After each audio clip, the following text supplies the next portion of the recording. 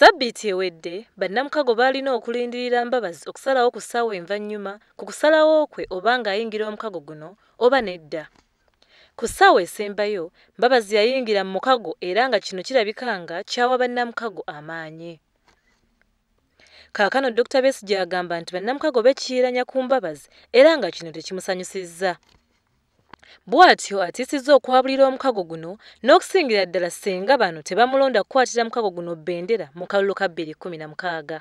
Ye Ssenkagale wa DP Norbert Mao ategeezezza nti enkola yonna ebadde nnambulukufu bulungi nga bateesa era Dr Besigye amanyi bulungi engeri gye bazibakwatamu. Mao agamba nti bammemba bonna balina okukolera wamu ku nsonga okusinga okusinga.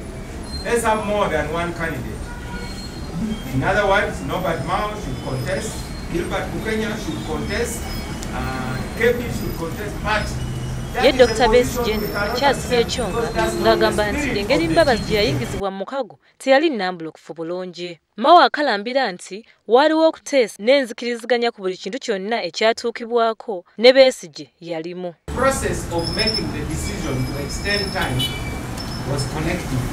I think it is dishonest for any of us to go out there in front of the media and try and talk as if we are not part of the decision. Bw'atyo Mao akubidde banne omulanga okwewala okugendera ku kusindikirizibwa kw'abawagizi naye batunuulire ensonga mu ngeri ey'ekisajja ekikulu. There are those in some camps. Even in DP we had those camps. There were those who were saying, Mao, if you are not the candidate, don't enter that thing. And I told them, that's not the spirit of cooperation. So it is the responsibility of Dr Kiiza Besigye to talk to his followers and say, this is the implication of being part of TDA, the fact that I may not be on the ballot.